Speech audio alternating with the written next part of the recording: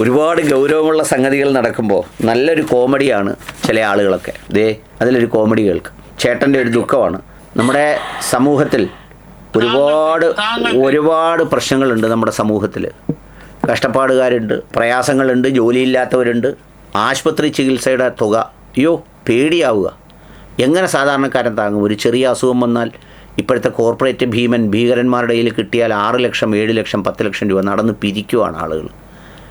വീടില്ലാത്തവർ, ഇപ്പം മഴയായതുകൊണ്ട് വെള്ളം കയറിയവർ, ഈ വിലക്കയറ്റം കൊണ്ട് ബുദ്ധിമുട്ടുന്ന, ഗ്യാസിൻ്റെയും മറ്റുള്ള കാര്യങ്ങളുടെയും ഒക്കെ വിലക്കയറ്റം കൊണ്ട് ബുദ്ധിമുട്ടുന്നവർ, നീറ്റ് പരീക്ഷ തകർന്ന് തരിപ്പണമായിട്ട് രണ്ടാമത് വീണ്ടും പഠിച്ചെഴുതുന്ന കുട്ടികൾ, പിന്നെ +2 CBSE പരീക്ഷ ആകെ കുളം തോണ്ടി വേറൊരു രൂപത്തിലായി കിടക്കുന്നവർ, ഗൾഫിൽ യുദ്ധം മൂലം പണിയില്ലാതാകുമെന്ന് ഭയപ്പെട്ട് നിൽക്കുന്നവർ, കച്ചവടങ്ങൾ തകർന്നു നിൽക്കുന്നവർ, ഈ ലോകം മുഴുവൻ ഒരു മാന്ദ്യം വരാൻ പോകുന്നു എന്ന് പറഞ്ഞ് ഭയപ്പെടുന്നവർ, ഇവരുടെയൊക്കെ പ്രശ്നങ്ങൾ ബാക്കി നിൽക്കുമ്പോഴാണ് ചില കോമഡി താരങ്ങൾ രംഗത്ത് വന്ന് ചില കാര്യങ്ങൾ പറയുന്നത്. സത്യം പറഞ്ഞാൽ എന്താണതിന് പറയേണ്ടതെന്ന് അറിയത്തില്ല.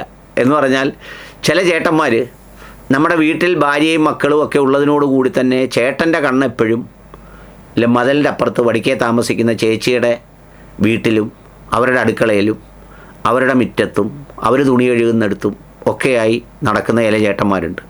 അതിൽ ചില പൂവാലൻ ചേട്ടന്മാർ. പിന്നെ അതല്ലാതെ ചില കൊതിയൻ ചേട്ടന്മാരുണ്ട്. എങ്ങനെയാണെന്ന് വെച്ചാൽ സ്വന്തം വീട്ടിൽ സന്തോഷിക്കാൻ എന്തെങ്കിലും കാരണങ്ങളുണ്ടെങ്കിൽ അത് സന്തോഷിക്കുന്നതിന് പകരം അപ്പുറത്തെ വീട്ടിൽ ഫ്രിഡ്ജ് വാങ്ങിച്ചോ, അപ്പുറത്തെ വീട്ടിൽ പെയിൻ്റ് അടിക്കുന്നോ, അപ്പുറത്തെ വീട്ടിൽ വേറെ വല്ലതും നടക്കുന്നോ എന്ന് നോക്കിയിരിക്കുന്ന കൊതിയൻ ചേട്ടന്മാരുണ്ട്. മൂന്നാമത്തെ കൊതിയും ചുണയും ചേട്ടന്മാരുണ്ട് കുറേ പേര്. അവരെന്താണെന്ന് വെച്ചാൽ അവരുടെ വീട്ടിലെ ഭാര്യ അവരുടെ വീട്ടിൽ തന്നെ ഉണ്ട്. ചിലപ്പോൾ അവരെന്തെങ്കിലും വേറെ പണിക്ക് പോകുന്നു, അല്ലെങ്കിൽ ചേട്ടൻ പണിക്ക് പോകാതെ അവിടെ ഇരിക്കും. എന്തിനാണ്? അപ്പുറം ഇപ്പുറമുള്ള പെണ്ണുങ്ങൾ ഒരുങ്ങിയാണോ പോകുന്നത്? ഓട്ടോയിലാണോ വരുന്നത്? അവരെ കാണാൻ വല്ലവരും വരുന്നുണ്ടോ? ആ വരുന്നവർ എത്ര നേരം ആ വീട്ടിലുണ്ട് എന്നൊക്കെ എത്തിയും പാത്ത് നടക്കുന്നവർ. ഇതൊക്കെ സാധാരണ ഈ നാടൻ മനുഷ്യരിൽ കാണുന്ന ചില സവിശേഷമായ രോഗങ്ങളാണ്. ഇത്തരമൊരു ചേട്ടൻ്റെ വ്യത്യസ്തമായ രോഗമാണ്. ആ രോഗത്തിൻ്റെ ലക്ഷണം ഒന്ന് കേട്ടിട്ട് ബാക്കി കാര്യങ്ങൾ ഞാൻ പറയാം. ചേട്ടൻ്റെ ഒരു സംഗതി കേൾക്കും. കേട്ടോ, കേരളത്തിൽ എത്ര മദ്രസകൾ ഉണ്ടെന്ന് അറിയാവോ? സംഖ്യ കുറവായിരിക്കുമല്ലോ. കുറവല്ല, കേരളത്തിലെ പൊതുവിദ്യാലയങ്ങളെക്കാൾ കൂടുതലാണ് മദ്രസകൾ. അങ്ങനെയാണോ? നമ്മൾ എവിടെ നോക്കിയാലും കാണുന്നത് വിദ്യാലയങ്ങളാണല്ലോ. വിദ്യാലയങ്ങളാണ്. താങ്കളുടെ ചോദ്യത്തിൽ തന്നെയുണ്ട്. ഈ മദ്രസകളുടെ എണ്ണം കേരള സംസ്ഥാനത്ത് പൊതുവിദ്യാലയങ്ങളുടെ എണ്ണത്തിനേക്കാൾ വളരെ കൂടുതലാണ്. ഇത് ഞാൻ പറഞ്ഞ കണക്കല്ല. ഒന്നാമത്തെ പിണറായി സർക്കാരിന്റെ കാലത്ത് 2019 മദ്രസ അധ്യാപക ക്ഷേമനിധി ബോർഡിന്റെ രൂപീകരണവുമായി ബന്ധപ്പെട്ട് KT ജലീലായിരുന്നു അന്ന് ന്യൂനപക്ഷകാര്യ മന്ത്രി. അദ്ദേഹം നിയമസഭയിൽ നടത്തിയ ആ ബില്ല് അവതരിപ്പിച്ചുകൊണ്ട് നടത്തിയ പ്രസംഗമുണ്ട്. ആ പ്രസംഗത്തിൽ അദ്ദേഹം അന്ന് എന്ന് വെച്ചാൽ ഇന്നേക്ക് ഏകദേശം 6-7 വർഷങ്ങൾക്ക് മുമ്പാണ് കേരളത്തിൽ ആകെ ഏകദേശം 21,683 മദ്രസകൾ ഉണ്ടെന്നാണ് അന്ന് അദ്ദേഹം പറഞ്ഞത്. 21,683 മദ്രസ. അതിപ്പോൾ യൂട്യൂബിൽ കിടപ്പുണ്ട്. KT ജലീലിന്റെ നിയമസഭയിലെ പ്രസംഗം കിടപ്പുണ്ട്. പക്ഷെ അതപ്പോ ഇതിനെങ്ങനെ ഈ ബോർഡൊക്കെ വെച്ചല്ലേ? ബോർഡൊക്കെ വെക്കുന്നുണ്ട്. ഔദ്യോഗികമായിട്ട് സർക്കാരിലെ മന്ത്രി പറഞ്ഞപ്പോൾ അത് ഡേറ്റ കളക്ട് ചെയ്തിട്ടായിരിക്കുമല്ലോ. ആയിരിക്കണം. സുനിൽ കാണാത്ത എന്താണെന്നറിയോ? സുനിൽ അത് കാണാൻ ഇറങ്ങാത്തോണ്ടാ. നമ്മൾ നേരം വെളുക്കുമ്പോൾ മുതൽ കേരളത്തിൽ എത്ര പേര് കുണ്ടി എറിയുന്നുണ്ട് എന്ന് കണ്ടുപിടിക്കാനൊന്ന് ഇറങ്ങി നോക്കിയേ. വൈകുന്നേരം ആകുമ്പോൾ നമുക്ക് ഈ കുണ്ടി എറിയുന്നവരുടെ എണ്ണം കിട്ടും. ആളുകളൊക്കെ നമ്മളും രാവിലെ മുതൽ ഇറങ്ങുമ്പോൾ അവിടെ ഇവിടെയൊക്കെ ചൊറിയുമല്ലോ. നമ്മുടെ ഒരു താല്പര്യമാണല്ലോ ആ ചൊറിയുന്നത്. അത് വേറൊരാൾ എണ്ണം എടുക്കാൻ ഇറങ്ങിയാൽ വലിയ രസകരമാണ്. നമുക്ക് എണ്ണിയെടുക്കാം. ഇതിപ്പോൾ കല്യാണ വീട്ടിൽ വരുന്നവരെല്ലാം എത്ര പേര് ഇങ്ങനെ കുണ്ടി ചൊറിയുന്നവരുണ്ട് എന്ന് പരിശോധിക്കാൻ ഒരാളിരുന്നാൽ അതിൻ്റെ എണ്ണം കിട്ടും. പക്ഷേ നമ്മളാരും നോക്കാത്ത എന്താ? നമ്മുടെ ജോലിയല്ലത്. ചൊറിയുന്നവൻ ചൊറിയട്ടെ, നമുക്കതിന് ചിലവൊന്നുമില്ലല്ലോ. അവൻ്റെ കൈ കൊണ്ടല്ലേ അവൻ ചൊറിയുന്നത്, അതിന് നമുക്ക് ചിലവല്ലോ ഉണ്ടോ? ഇനി നീറിയാലും അവനല്ലേ നീറ്റലെടുക്കുന്നത്, നമുക്ക് വല്ല കാര്യമുണ്ടോ? പക്ഷേ ചില ഏട്ടന്മാരങ്ങനല്ല. അവർക്ക് ചൊറിയാൻ സമയമില്ലാതെ ഉള്ള ചൊറിച്ചിൽ കടിച്ചു പിടിച്ചുകൊണ്ട് ഈ ചൊറിയുന്നവരെ നോക്കി ചൊറിക്കൊതി വിട്ട് സ്വയം ചൊറിയുക. അങ്ങനെ ചൊറിയുന്ന ചേട്ടന്മാരിൽ ഒരാളാണിത്. സുനിൽ അത് എണ്ണാത്തതുകൊണ്ടാണ്. സുനിൽ പോയാൽ സുനിലിന് ഇതുപോലെ എണ്ണാം. അങ്ങനെ രസകരമായ ഒരുപാട് കണക്കുകൾ നമുക്ക് ഇതുപോലെ പോയാൽ എണ്ണാൻ പറ്റും. പക്ഷെ നമ്മൾ കാണുന്നില്ല, സ്കൂളുകൾ കാണാൻ പോകും. അതെ അതെ അതെ. അതിനകത്തൊരു പ്രത്യേകത, ഈ നമ്മളൊന്നൊരു ആവറേജ് എടുത്ത് നോക്കുകയാണെങ്കിൽ ഒരു 14 ജില്ലകളാണ് കേരളത്തിലുള്ളത്. 21,683 14 കൊണ്ട് ഹരിക്കുമ്പോൾ 1,549 മദ്രസ ഓരോ ജില്ലയിലുമുണ്ട്. അതിനകത്ത് ഏറ്റവും കൂടുതൽ മദ്രസ ഉള്ളത് മലപ്പുറം ജില്ലയിലാണ്. സ്വാഭാവികം. 3869 മദ്രസയുണ്ട് മലപ്പുറം ജില്ലയിൽ മാത്രം. ഓരോ വിഭാഗത്തിലുണ്ട്. നമ്മൾ ശ്രദ്ധിക്കേണ്ട സമസ്തയ്ക്കാണ് ഏറ്റവും കൂടുതൽ മദ്രസകളുള്ളത്. സമസ്തയുടെ EK വിഭാഗമുണ്ട്, AP വിഭാഗമുണ്ട്, അതുപോലെ തന്നെ കേരള നദുവത്തുൽ മുജാഹിദീൻ എന്ന് പറയുന്ന വിഭാഗത്തിനുണ്ട്, പിന്നെ മുജാഹിദ് വിഭാഗത്തിനുണ്ട്, ജമാഅത്തെ ഇസ്ലാമിക്കുണ്ട്. ഇവർക്കെല്ലാം ഓരോരോ മദ്രസകൾ ഓരോ രീതിയിലുണ്ട്. നമ്മൾ മനസ്സിലാക്കേണ്ട കാര്യം താങ്കൾ ചോദിച്ചതുപോലെ തന്നെ താങ്കൾ ഉൾപ്പെടെയുള്ള പൊതുസമൂഹത്തിന്റെ വിചാരം ഈ മദ്രസകളുടെ എണ്ണം കുറവാണെന്നാണ്. അല്ല, ഇതാണ് ചേട്ടൻ്റെ ഒരു പ്രധാനപ്പെട്ട വിഷയം. ചേട്ടാ, ഈ മദ്രസകൾ മാത്രമല്ല, ആവറേജ് ഒരു മുസ്ലിങ്ങളുടെ വീട്ടിലെ കക്കൂസുകൾ എണ്ണിയാൽ, ചേട്ടാ ഒന്ന് എണ്ണി നോക്ക്, ബാക്കിയുള്ള സമുദായക്കാരെക്കാൾ കൂടുതൽ കക്കൂസുകൾ കാണും. അത് മലപ്പുറം മലബാർ സൈഡിലോട്ട് പോയി എണ്ണിയാൽ ഒരുപാട് കാണും. ഞാൻ അവിടെയൊക്കെ ചില വീടുകളിൽ താമസിക്കാൻ പോകുമ്പം 12 മുറിയുണ്ട്, 12 മുറിയിലും കക്കൂസാണ്. മനസ്സിലായില്ലേ പറഞ്ഞേ? അപ്പോൾ ചേട്ടൻ അതൊക്കെ എണ്ണി നോക്കിയാൽ ഇതുപോലുള്ള സവിശേഷമായ എണ്ണം കാണാൻ പറ്റും. അപ്പം ചേട്ടൻ ബാക്കി പരിപാടിയെല്ലാം നിർത്തിയിട്ട് ഇത് എണ്ണുന്ന ഒരു കക്കൂസ് മാസ്റ്ററായിട്ട് അണ്ണൻ നടക്കേണ്ടി വരും. പിന്നെ ഇതിനകത്തുള്ളൊരു കാര്യം എന്താണെന്നറിയോ? ഈ സ്കൂളുകളെക്കാൾ കൂടുതൽ മദ്രസകൾ കാണും. ഡെഫിനിറ്റാണ്, ഉറപ്പാണ്. മദ്രസ എത്ര ഉണ്ടെന്നൊന്നും ഞാൻ എണ്ണിയിട്ടില്ല. കാരണം അങ്ങനെ എണ്ണേണ്ട കാര്യമില്ല. എന്തിനാണ് നമ്മൾ വല്ലവരുടെയും കാര്യം എണ്ണാൻ പോകുന്നത്? അതിന് വേറെ ആർക്കെങ്കിലും ചിലവുണ്ടോ? പക്ഷേ അതിന് അനുബന്ധമായ മറ്റ് ചില കാര്യങ്ങളുണ്ട്. ചേട്ടൻ ഉത്കണ്ഠപ്പെടേണ്ടത് മദ്രസയുടെ എണ്ണം നോക്കിയൊന്നുമല്ല. അതിപ്പോൾ അവർ അതിൻ്റെ കാശൊപ്പിച്ച് ആരെങ്കിലുമൊക്കെ പഠിച്ചോളും, അല്ലെങ്കിൽ അവർ എണ്ണിക്കോളും, അവർ കാര്യങ്ങളൊക്കെ നടത്തിക്കോളും. ചേട്ടൻ എണ്ണേണ്ട എന്തൊക്കെയാണെന്നറിയാവോ? ഈ പറയുന്ന മദ്രസകൾ ഉണ്ടായതിൻ്റെ പേരിൽ അവരനുഭവിക്കുന്ന ചില അഡ്വാൻറ്റേജസ് ഉണ്ട് ഈ മദ്രസയിൽ പഠിക്കുന്നവർ. അത് ചേട്ടൻ മനസ്സിലാക്കണം.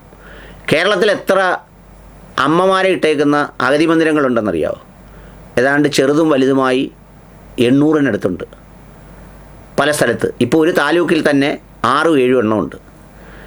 ഈ 6-7 എണ്ണത്തിൻ്റെ നടത്തിപ്പുകാരുടെ എണ്ണം അണ്ണൻ എടുത്തിട്ടുണ്ടോ? ഏത് സമൂഹത്തിൽപ്പെടുന്നവരാണ്, ഏത് സമുദായത്തിൽപ്പെടുന്നവരാണ് ഏറ്റവും കൂടുതൽ നടത്തുന്നതെന്ന് അതിൻ്റെ കണക്കണ്ണെന്ന് എടുത്തു നോക്കണം. അവിടെ കൊണ്ടാക്കുന്ന വൃദ്ധരായ മാതാപിതാക്കളുടെ ജാതി എണ്ണിയിട്ടുണ്ടോ? അതൊന്ന് എണ്ണി നോക്കണം. അങ്ങനെ ജാതി എണ്ണി നോക്കുമ്പോഴാണ് ഈ മദ്രസകൾ ഒരുപാട് കൂടുന്നതിൻ്റെ ഗുണം മനസ്സിലാവുന്നത്. 1 ലക്ഷത്തിലധികം ആളുകളുണ്ട് കേരളത്തിലെ അഗതി മന്ദിരങ്ങളിൽ, അമ്മമാർ, മക്കളെ പ്രസവിച്ചവർ. അണ്ണനെന്തെങ്കിലും ഉളിപ്പുണ്ടോ? അണ്ണൻ കേരളം മൊത്തം നടന്നൊന്ന് സഞ്ചരിക്കണം ഈ അഗതി മന്ദിരങ്ങളിലും അനാഥ മന്ദിരങ്ങളിലും. എന്നിട്ട് ആ അമ്മമാർക്കൊരു ജീവിതം ഉണ്ടാക്കി കൊടുക്കാൻ പറ്റുമോ? അവരെ മക്കളെ കണ്ടുപിടിച്ചൊരു 10-500 പേരെ തിരിച്ചയക്കാൻ പറ്റുമോ? പറ്റത്തില്ല. അതിലൊരു 5000 പോലും കാണത്തില്ല ഈ മദ്രസയിൽ പോയവരുടെ അമ്മമാർ. മദ്രസയിൽ പോയ ഒരാളിൻ്റെയും ഉമ്മമാരെ അങ്ങനെ കൊണ്ടിടത്തില്ല. അതിൻ്റെ എണ്ണം കൂടുന്നതുകൊണ്ടുള്ള ഗുണമാണ്. പിന്നെ 2 പെരുന്നാളും ഒരു നബിദിനവും വരും. ഈ നബിദിനത്തിൻ്റെ സമയത്തും പെരുന്നാളിൻ്റെ സമയത്തും ഏതെങ്കിലും പത്രത്തിൽ ബിവറേജസ് ഔട്ട്ലെറ്റിലെ റിക്കാർഡ് കച്ചവടത്തിൻ്റെ എണ്ണം പറഞ്ഞ എണ്ണം കേട്ടിട്ടുണ്ടോ അണ്ണ? എന്താ കാര്യം? മദ്രസയിൽ പോകുന്നതുകൊണ്ടാണ്. അതുകൊണ്ട് ആ എണ്ണം കുറഞ്ഞിരിക്കുന്നത്. മദ്രസയിൽ തിരിച്ചായിരുന്നു പഠിപ്പിക്കുന്നതെങ്കിൽ, അതായത് കുടിക്കാനുള്ള അനുവാദം കൊടുത്തിരുന്നെങ്കിലുണ്ടല്ലോ, ഒരു തുള്ളി വേറെ ആർക്കും കിട്ടത്തില്ലായിരുന്നു. ഈ വന്നിറങ്ങുന്ന ഫ്ലൈറ്റിലൊക്കെ അത് മാത്രമായിരിക്കും വരുന്നത്. എന്ന് മാത്രമല്ല, ഏറ്റവും കൂടിയതായിരിക്കും കുടിക്കുന്നത്. അണ്ണൻ ഈ മദ്രസയുടെ എണ്ണം കൂടിയതല്ല നോക്കണ്ടേ. ആത്മഹത്യ ചെയ്യുന്നവരുടെ കണക്ക്, വീടില്ലാത്തവരുടെ കണക്ക്, രോഗികളായി കിടക്കുന്നവരുടെ കണക്ക്, തിരിഞ്ഞു നോക്കാൻ ആളില്ലാതെ അഗതി മന്ദിരങ്ങളിൽ കിടക്കുന്നവരുടെ കണക്ക്, കടബാധ്യതയും ബുദ്ധിമുട്ടും കൊണ്ട് നട്ടം തിരിയുന്നവരുടെ കണക്ക്, ഈ നമ്മുടെ അഡോളസെൻ്റ് ഹോംസ് ഉണ്ടല്ലോ, അവിടെ കിടക്കുന്ന പെൺമക്കൾ, അതിനകത്ത് എത്ര മദ്രസയിൽ പോയ കുടുംബങ്ങളിൽ നിന്നുള്ള പെൺമക്കളുണ്ടെന്ന് എണ്ണി നോക്കണം. അറിയോ? പിന്നെ കേരളം മുഴുവൻ നെറ്റ്വർക്കുള്ള ചാരിറ്റി പ്രവർത്തനങ്ങൾ, മനുഷ്യ സേവന പ്രവർത്തനങ്ങൾ ചെയ്യുന്ന സ്ഥാപനങ്ങൾ അത് നടത്തുന്നത് മദ്രസയിൽ പോയവരാണോ അല്ലയോ എന്നൊന്ന് അന്വേഷിക്കണം. CH സെൻറ്ററിനെ പോലെ, Pookoya Thangal memorial pain and palliative care unit പോലെ കേരളം മൊത്തം നടത്തുന്നത് ഒന്ന് ആലോചിച്ച് നോക്കണം. അതിന് പകരം പറയാൻ, അതിന് പകരം എണ്ണാൻ ഈ പറഞ്ഞ ആളുകൾക്ക് ആവശ്യമോ, വീടില്ലാത്തവരോ കക്കൂസില്ലാത്തവരോ കോടികൾ ആവശ്യമുള്ളവരോ വരുമ്പം ചാടി വീഴുന്നവൻ മദ്രസയിൽ പോകുന്നവനാണോ പോകാത്തവനാണോ ഒന്ന് എണ്ണി നോക്കണം. എന്നിട്ട് അതിൻ്റെ കണക്കെടുത്ത് വാടയാർ സുനിലുമായിട്ടിരുന്ന് അണ്ണ ഒരു ചർച്ച നടത്തണം. പറ്റുമെങ്കിൽ ആ ചർച്ചയ്ക്ക് ഞാനും വരാം. എന്നാൽ ഗുണമുള്ള കണക്കെടുക്ക്, സമൂഹത്തിൽ നന്മയുള്ള കണക്കെടുക്ക്. അല്ലാതെ മറ്റവൻ്റെ കൂടി അവിടെ എല്ലാവരും പോകുന്നു, പള്ളിയിൽ പോകുന്നവരുടെ എണ്ണം, ഞാൻ നേരത്തെ പറഞ്ഞ ചൊറിയുന്നവരുടെ എണ്ണം, കക്കൂസി പോകുന്നവരുടെ എണ്ണം, വയറിളകുന്നവരുടെ എണ്ണം, ഇതൊന്നും അല്ല നടന്നെടുക്കേണ്ടത്. ഈ സമൂഹത്തിൻ്റെ ചാരിറ്റി ഇൻഡിക്കേറ്റേഴ്സിൻ്റെ സൂചനകൾ, വെൽഫെയർ ഇൻഡിക്കേറ്റേഴ്സിൻ്റെ സൂചനകൾ, ഡേറ്റ, അതെല്ലാം എടുക്കണം.